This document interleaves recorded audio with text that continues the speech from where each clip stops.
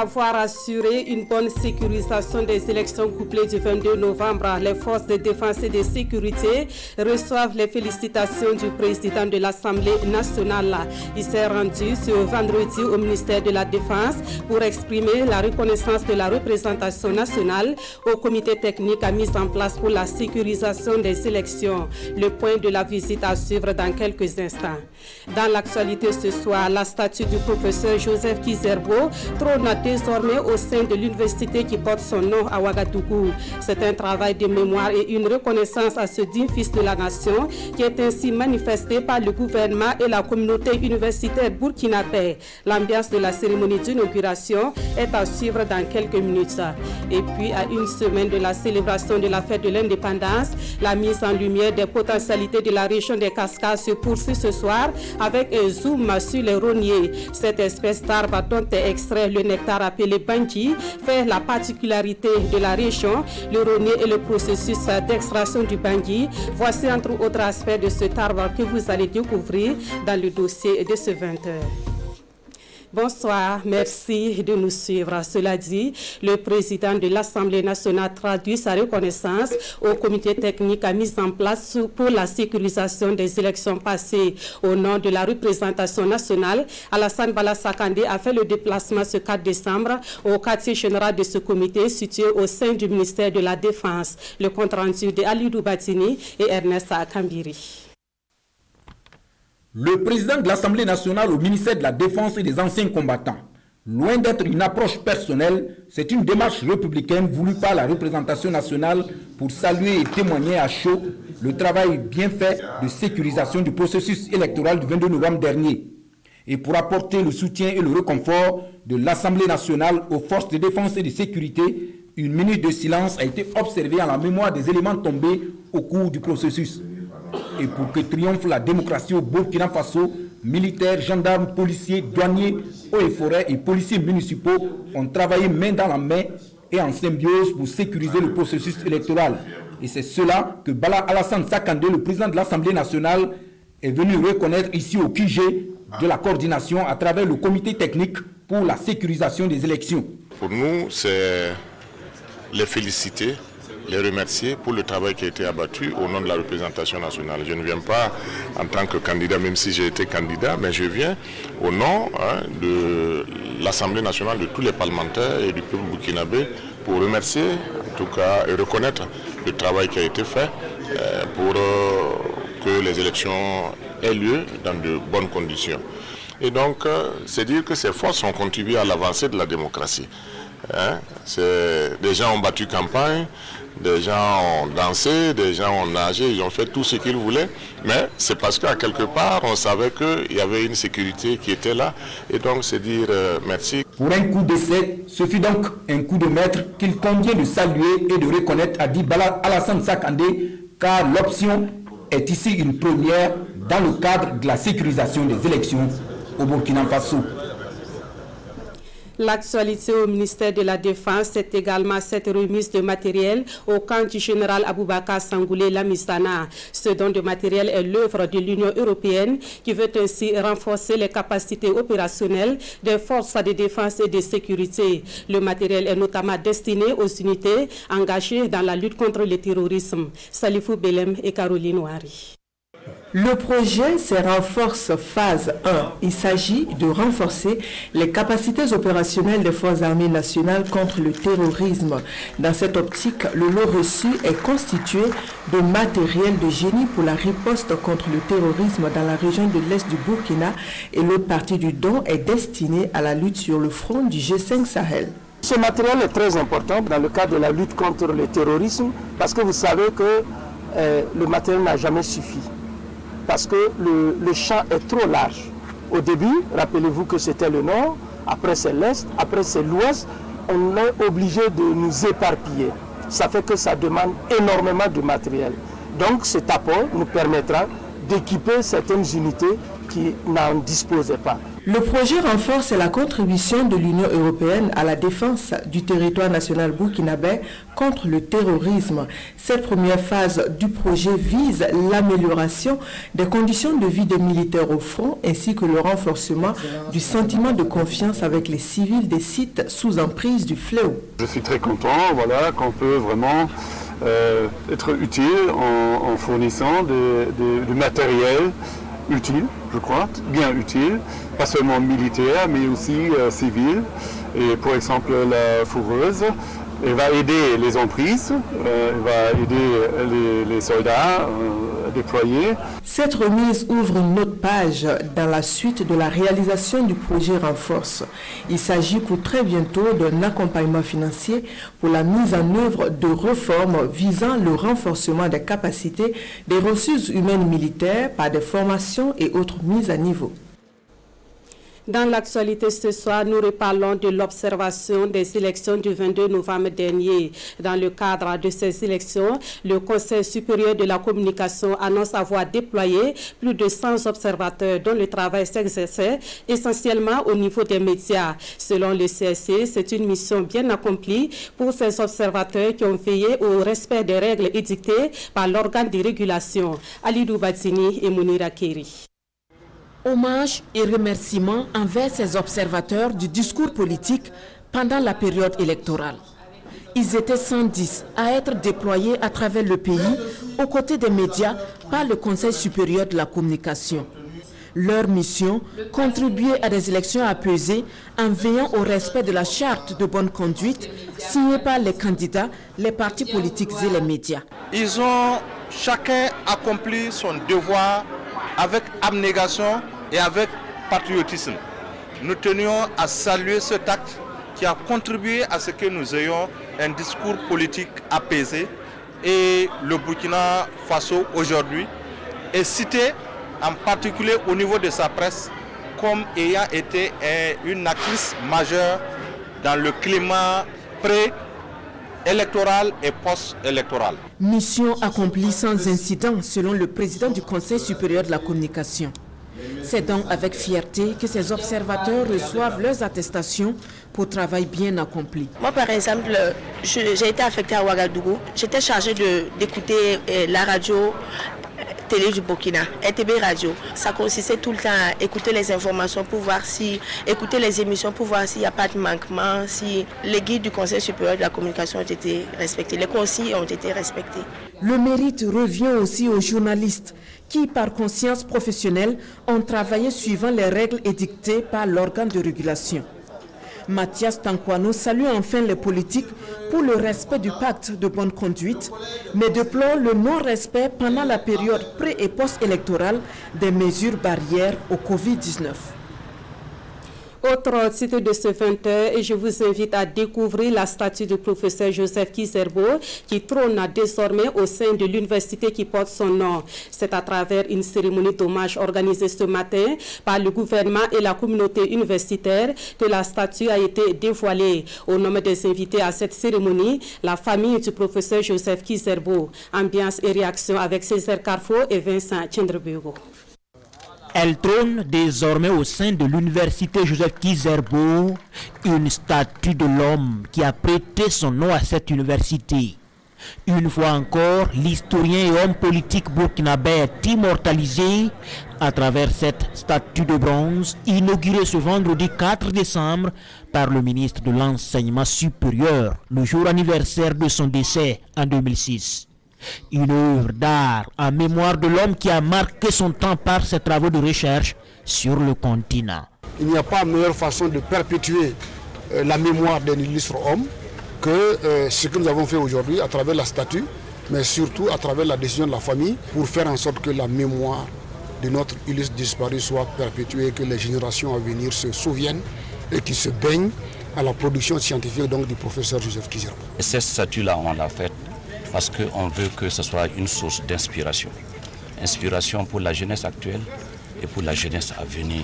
La cérémonie a lieu en présence du monde universitaire et de la famille Kizerbo, une famille émue par cette nouvelle reconnaissance à l'homme, 5 ans après avoir rebaptisé l'université Ouaga 1 du nom de l'illustre disparu. Alors qu'il y en a qui pensaient que l'Afrique noire était mal partie, lui pensait que l'Afrique noire avait ses chances dans le développement. Donc je suis là pour témoigner et pour m'associer à cet hommage rendu à ce grand homme. J'exprime au nom de la famille Kizerbo et de toutes les familles alliées notre profonde gratitude, notre reconnaissance pour le devoir de mémoire qui est aujourd'hui manifesté.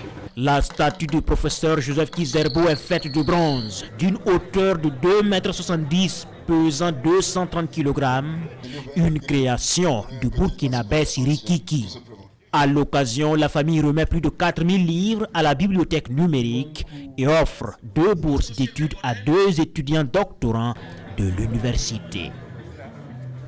Bientôt, un centre d'accueil et de réinsertion pour les migrants. L'infrastructure dont la première pierre a été posée ce 4 décembre sera érigée à Basenko dans l'arrondissement 8 de la capitale. L'Organisation internationale pour les migrants, l'Union européenne et le gouvernement burkinabé sont les parties prenantes à la réalisation de ce centre d'accueil. On en sait plus avec Paul David Bambara et Boukari Ouedraogo. Plus de 8000 m² noyés au cœur de la cité de Basenko. Sur ce terrain nu, sortira de terre ce bâtiment, futur point de transit de tous les migrants vulnérables. L'urgence de la situation commande une célérité et donc, d'ici 6 mois, plus d'1 milliard de francs CFA seront injectés pour l'aboutissement de cette initiative conjointe Union européenne et Organisation internationale pour les migrations. L'OIM soutient les migrations régulées et ordonnées. Tout le monde a le droit de migrer, c'est un droit. Donc aujourd'hui pour nous, quand on voit un gouvernement tel que le gouvernement du Burkina Faso qui met en place un centre qui sera au cœur des bien-être des personnes qui migrent, qu'ils soient burkinabés ou en transit, nous ne pouvons que saluer cela. L'objectif de ce projet qui est d'assurer une gestion plus efficace de la migration rentre dans la vision du gouvernement burkinabé, premier bénéficiaire de cette initiative. Notre contexte national et international est fait d'un certain nombre d'éléments qui contraignent un peu à la migration. Vous avez les catastrophes naturelles, vous avez également le terrorisme, vous avez les conflits intercommunautaires, vous avez également les volontés des hommes donc, de se mouvoir avec la perspective d'avoir des lendemains meilleurs, même quand à la fin ça désenchante, et à ce moment-là nous avons des retours. Donc les retours, ça peut être donc, des migrants qui sont en transit pour d'autres pays, ça peut être des migrants qui reviennent au pays. Et à ce moment, qu'est-ce qu'on fait? C'est l'intérêt de ce centre-là aujourd'hui. L'Organisation internationale pour les migrations, qui a fait de la protection et du droit des migrants son cheval de bataille, ne compte pas s'arrêter en si bon chemin. Il est prévu dans la deuxième phase de ce projet un centre de formation pour faciliter une réintégration durable des migrants qui ont fait l'expérience amère de l'aventure. Et parlant toujours d'infrastructures, à Ouagadougou, il y a ces grands chantiers en cours d'exécution à travers la ville, la gare routière de Ouaga Inter, des ouvrages d'assainissement et des voies en bitumage sont autant de chantiers visités ce vendredi par le maire de la capitale. Des avancées significatives, mais également des retards sont constatés selon les chantiers visités. Des détails complets avec Moussa Ouedraogo et Sekou Zongo. Le bourgmestre de Ouagadougou, accompagné de ses services techniques, sur les traces de grands chantiers en réalisation dans la capitale burkinabé. Et c'est la gare routière Ouaga Inter qui est la première étape de la visite. Sa réhabilitation est pratiquement achevée. Il reste des travaux complémentaires également en exécution et bientôt sa mise en service. Nous nous sommes rendus compte que ces travaux avancent très bien et que avant la fin du premier trimestre de l'année 2021, c'est-à-dire au mois de mars, cette gare sera fonctionnelle pour le plus grand bien, en tout cas, des acteurs du transport. Qualifié d'un des plus grands chantiers de voirie dans la ville de Ouagadougou, l'avenue Bide ou encore l'avenue reliant la RN4 à la RN5 connaît des difficultés d'exécution, mais presque résolu selon la mission de contrôle. Le problème des réseaux est globalement résolu à plus de 75%. Donc c'est pourquoi les travaux ont avancé dans ces derniers mois et de façon accélérée. C'est dire que nous sommes sur la dernière phase, c'est-à-dire la couche de base et le revêtement. Les travaux sont assurés par le groupement CGE Sefiani avec un taux d'exécution global estimé à environ 50%. Un taux bien en dessous du délai contractuel, mais assure les parties prenantes, la célérité sera de mise. Nous avons mis les points sur les i, nous avons vu où ça n'allait pas et eux également ils ont promis de redoubler d'efforts pour que ce chantier puisse être livré très rapidement. Donc on s'est fixé de nouveaux objectifs. Donc il est de notre responsabilité de veiller à ce que ce chantier finisse très vite. En tous les cas, un nouveau planning sera élaboré afin d'assurer l'achèvement des travaux dans les meilleurs délais, selon le maire de Ouagadougou. En attendant, Roland Arma Pierre Bewende échange sur ce site avec les occupants, un site identifié pour reloger le marché à bétail jouxtant la gare routière Ouaga Inter. Autre point de l'actualité, et nous mettons le cap sur les cascades, région haute de la fête de l'indépendance cette année. Les cascades, c'est aussi la région qui regorge le plus grand réservoir de rogniers au Burkina Faso. Cette espèce, de par son utilité, fait partie du quotidien des populations des cascades. C'est du rognier que l'on extrait le bangui, une boisson très prisée par bon nombre de consommateurs. Le dossier est signé Moussa Ouedraogo et Ahadi Sandamba. Originaire des régions tropicales d'Afrique sahélienne, cet arbre au tronc élancé peut mesurer jusqu'à 30 mètres de haut, voire plus, d'où son nom de sentinelle de la savane. Le rognier, ici en image, est un arbre très répandu dans la région des cascades. Dans les concessions, dans les champs, même aux abords de grandes voies, le rognier trône et règne ici en maître absolu. Il est protégé et même vénéré par moments. Avant de commencer l'extraction, on demande à l'arbre, on demande aux ancêtres qui ont planté là, est-ce qu'on peut extraire le bangui de l'arbre que vous avez planté?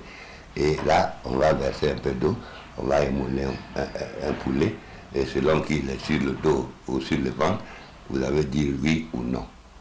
Et là, à ce moment-là, on commence l'extraction. De la grande famille des palmiers, le rognier de son nom scientifique Borassus serait un arbre sauvage apprivoisé par les peuples pour une utilisation plus efficiente. C'est la même famille des palmiers jusqu'aux palmiers, au désert, les cocotiers, c'est la même grande famille. Donc il y a un lien, un arbre qui tient le temps, qui défie le temps. Vous imaginez en train de boire un bangui dont l'arbre a été planté par votre arrière-grand-père. Mais au-delà de la grande utilisation de sa sève, communément appelée bangui, le rognier va s'imposer économiquement dans la région. Il devient ainsi peu à peu un arbre pourvoyeur d'emploi. Au moment où on plantait le rognier, il n'y avait aucune autre activité à part celle liée au rognier. Ce qui nous a poussé également à planter à notre tour. Mais ces derniers, eux ne sont pas si durs comme ceux plantés par nos parents et grands-parents. On peut bien utiliser leur tronc pour faire des hangars d'abord, mais seules les feuilles sont utilisées par les femmes pour faire des nattes, des éventails et bien d'autres. Avec une telle exploitation, le rognier, même s'il n'est pas en voie de disparition, est tout de même menacé de nos jours. La modernisation semble avoir raison du rognier. L'urbanisation notamment coûte cher à la vie des rogniers. Néanmoins, des actions de pérennisation de l'espèce sont entreprises. Nous sommes nés trouver que nos parents ont planté des rogniers. Et dans notre village, ce sont les rogniers que l'on utilise pour limiter les champs. Il y a des gens qui avant coupaient les rogniers pour semer leur culture. Mais depuis qu'ils connaissent l'importance de ces arbres, ils ne le font plus. Ils les protègent désormais. Dans le temps, il était interdit d'extraire les rogniers femelles, puisque c'est les femelles qui portent les fruits, et c'est ces fruits qui vont pérenniser l'espèce. Alors si on se met à extraire trop de bangui dans les rogniers femelles, ben, il y aura moins de fruits qui tomberont. Donc on aura un déclin progressif de l'espèce. Et même je suis en train de voir même comment changer le système d'extraction pour ne pas compromettre la longévité des arbres, plutôt que de couper bourgeon terminal, On peut passer par les pétioles, et c'est possible. J'ai essayé personnellement, ça marche. Mais pour changer les habitudes, il faut prendre du temps. Et cette nouvelle façon de faire pour préserver le rognier est désormais le nouveau combat de Sungalo Kone. Innovateur et promoteur du Bangui des Cascades, cet homme a depuis plusieurs années maintenant mis en place une pépinière de rognier et mieux, il nous confie avoir débuté un bosquet de rognier dans son village natal. Dans l'actualité également, les membres du Conseil national de l'eau tiennent leur 37e session à Manga dans le centre-sud. Il s'agit pour eux d'examiner la stratégie nationale de l'eau qui sera par la suite validée pour servir de référentiel dans la gestion de cette ressource. Prennent part à la session des représentants de l'État, des collectivités locales et des instituts de recherche et d'enseignement. Adama Guiti et Maxime Zongo. L'eau, c'est la vie, un bien commun qu'il faut absolument protéger et gérer rationnellement au profit de toutes les générations. Et c'est pour contribuer à cette gestion saine que l'État a créé une instance consultative. Le Conseil national de l'eau, dont les principaux acteurs se sont retirés à Manga pour leur 37e session. Il a fallu travailler à faire comprendre aux gens qu'aujourd'hui l'eau est un bien commun, il faut travailler à la protéger et surtout à bien la gérer. Alors donc aujourd'hui nous avons pu impliquer beaucoup de secteurs qui acceptent aujourd'hui de contribuer donc aux frais de gestion de cette eau. À l'occasion de cette rencontre, les participants auront à examiner la stratégie nationale de l'eau dans toutes ses composantes aux fins de sa validation. Avec tous les différents acteurs qui sont là, chacun va se prononcer sur le document pour l'amender et en tout cas le rendre plus parfait pour la gestion de la ressource eau dans les 5 années qui viennent. Le document amendé sera ainsi un référentiel dans le domaine de la gestion de la ressource eau. Le Conseil national de l'eau, cette instance consultative regroupe des compétences issues de tous les segments de l'État, des collectivités locales, d'instituts d'enseignement et de recherche. Dans le sud-ouest, la 27e journée mondiale des personnes handicapées a été commémorée hier à Gawa. Ce fut encore une occasion d'appeler à plus de solidarité à l'égard des personnes vivant avec un handicap. La commémoration locale de cette journée est une initiative de l'Ocades Caritas Burkina en collaboration avec l'organisation du Pont pour le développement. Issa Kazabré est bienvenue dans ça. Cette cérémonie se veut une tribune de promotion des droits des personnes vivant avec un handicap. Nous sommes à la célébration de la 27e journée mondiale des personnes handicapées dans la ville de Gawa. Une initiative qui bénéficie de l'accompagnement de l'organisation du Pont pour le développement social. De nos jours, de multiples changements ont été opérés en notre faveur.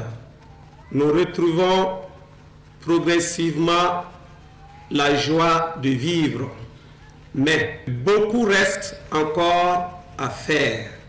N'acceptez pas la pitié d'autrui, mais recherchez plutôt l'aide qui vous aidera à vous passer de la mendicité, donc de la dépendance d'autrui. À cette célébration, la situation sécuritaire est pointée du doigt pour le coup dur porté au vécu des personnes vivant avec un handicap. C'est un appel à plus d'inclusion et de solidarité qui est ici lancé. De nos jours, on enregistre plus d'1 034 609 personnes handicapées internes. Parmi donc ces personnes déplacées internes figurent 11 741 personnes handicapées, dont 6 698 femmes et 5 043 hommes qui font face aux barrières environnementales liées au handicap. C'est pour nous un honneur aujourd'hui de voir entourer nos personnes vivant avec un handicap et surtout des personnes vulnérables en général et réconforter. Cette journée intervient après 72 heures d'activités culturelles et sportives au sein de la ville de Gawa. Dans le Grand Ouest, la prochaine commémoration de la journée mondiale des personnes vivant avec un handicap est prévue à Bobo-Dioulasso en 2021. Handicapées ou pas, les femmes enceintes et celles allaitantes ont particulièrement besoin d'une alimentation de qualité. Ce message est celui qui sera véhiculé durant une campagne de sensibilisation dans le cadre du projet Meriem Burkina. Ce projet qui est porté par l'ONG Greta vise à traquer la malnutrition au sein des groupes vulnérables au Burkina Faso. Le lancement de la campagne est intervenu ce vendredi. Amadou Ilboudo et Caroline Ouari. Plus une alimentation est bonne, plus elle donne une meilleure santé. C'est la voix de la slameuse burkinabé qui porte le projet sous le thème « Une alimentation de qualité pour les femmes enceintes et allaitantes ». Il s'agit d'apporter une solution de plus à la lutte contre la malnutrition au Burkina. C'est le but de la campagne qui vient d'être officiellement lancée. Donc il va y avoir toute une série d'activités qui vont avoir lieu en même temps justement pour renforcer le message. Donc on va à la fois avoir des activités très locales dans 3 quartiers de Ouagadougou avec des ciné-débats, de la mobilisation communautaire. En plus de ça, on va avoir la diffusion de nos messages du spot télé et radio pendant 2 mois sur des chaînes nationales et locales. Et en plus de ça, on va avoir tout un système de diffusion de recommandations personnalisées par SMS et des listes de diffusion WhatsApp pour partager le contenu de la campagne. Cette contribution est jugée attendue dans les agendas de lutte contre le fléau au Burkina par le département ministériel en charge de la santé. Ceci, à notre avis, rentre dans le cadre global du plan national de développement sanitaire du ministère de la Santé dans ce volet nutrition, comme vous le savez, qui consiste à améliorer la nutrition au niveau donc des populations cibles. Mobiliser les entreprises sahéliennes pour des réponses innovantes à large échelle contre la malnutrition au sigle Meriem. Le projet est financé par l'Agence française de développement et la Fondation Bill et Melinda Gates. Autre point de l'actualité, le comité de revue du programme d'appui aux initiatives culturelles et à la gouvernance de la culture s'est réuni ce vendredi. C'est une concertation dont l'objectif est d'examiner le plan d'action et faire des recommandations pour une bonne exécution de ce programme. Ceux qui y sont conviés sont des opérateurs culturels, des techniciens du ministère en charge de la culture et des représentants du bailleur de fonds, à savoir l'Union européenne. Bernard Kombelem, Abdelaziz Yakibou. C'est une halte pour se concerter et formuler des orientations pour une mise en œuvre réussie du programme d'appui aux initiatives créatives et à la gouvernance de la culture. D'un coût de 11 milliards de francs CFA, le programme est entré dans sa phase opérationnelle en août dernier. Il est logé dans le vaste programme budgétaire pilote et soutien au service du ministère de la Culture. C'est un programme vraiment destiné aux acteurs non étatiques du secteur de la culture. C'est les opérateurs culturels qui sont les principaux bénéficiaires de ce programme. Et à travers le Fonds de développement culturel et touristique qui a été mis en place, on va passer par ce mécanisme pour appuyer des projets culturels portés par les acteurs culturels. L'Union européenne, donatrice de 6 milliards de francs CFA pour accompagner l'exécution du projet, exige la transparence et la promotion du mérite comme ligne de conduite. Ce qui m'intéresse, à moi personnellement, c'est de savoir où est-ce que nous sommes avec les fonds culturels. C'est important parce que c'est justement comment est-ce que les projets vont être traduits avec des résultats sur les opérateurs culturels et sur la population burkinabé. Ça, c'est très important pour nous, pour l'Union européenne, que c'est sur la base de la compétitivité, de la concurrence entre les uns et les autres. Cette session devrait permettre au comité de revue d'adopter le plan de passation des marchés ainsi que le budget annuel 2020-2021 du programme d'appui des initiatives créatives et à la gouvernance de la culture. Et de 3 pour le festival La Retrouvaille de Léo dans le centre-ouest. L'événement bat son plein depuis hier et vous pourrez y voir des prestations d'artistes et une fois. Les Retrouvailles de Léo sont un espace de rencontre et de brassage culturel. Elles se tiennent cette année avec un accent particulier sur la lutte contre le Covid-19. Nous suivons la cérémonie d'ouverture avec Nongba Kouda et Amadou Marcel Tou. Des masques en prestation, symbole des grands jours en pays Gouroussi. La province de la Sicile au rythme de la 3e édition du festival Retrouvailles Léo. Cadre d'expression des valeurs culturelles tout en prônant la cohésion sociale et la lutte contre le Covid-19. On voulait éduquer nos frères et sœurs dans les consignes données par le gouvernement, surtout les gestes barrières, la protection, le port du masque, le lavage des mains, juste pour contrer le Covid dans la Sicile. Pour cette 3e édition, elles sont nombreuses, les personnalités ressortissantes de la localité, à marquer leur attachement à leur propre culture, leur identité. Nous ne construirons pas notre pays à partir simplement de ce que nous recevons, de l'influence de l'extérieur que nous recevons.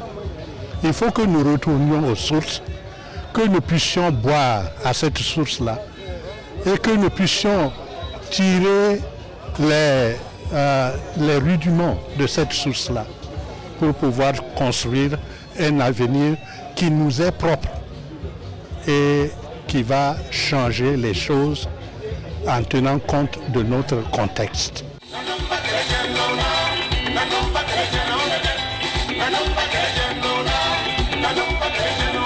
Retrouvailles Léo, c'est par ailleurs son aspect festif qui s'étale sur 3 jours entre prestations d'artistes musiciens, une exposition vente des produits locaux et l'espace gastronomique. Et c'est la fin de ce 20h. Merci à vous qui l'avez suivi. Le prochain rendez-vous de l'actualité, c'est à 23h dans une présentation de Amandine Lalsaga. Mais avant, Jean-Modeste Aoudrago vous retrouve à 21h dans l'émission Actu Sport. Merci de votre fidélité à la RTV.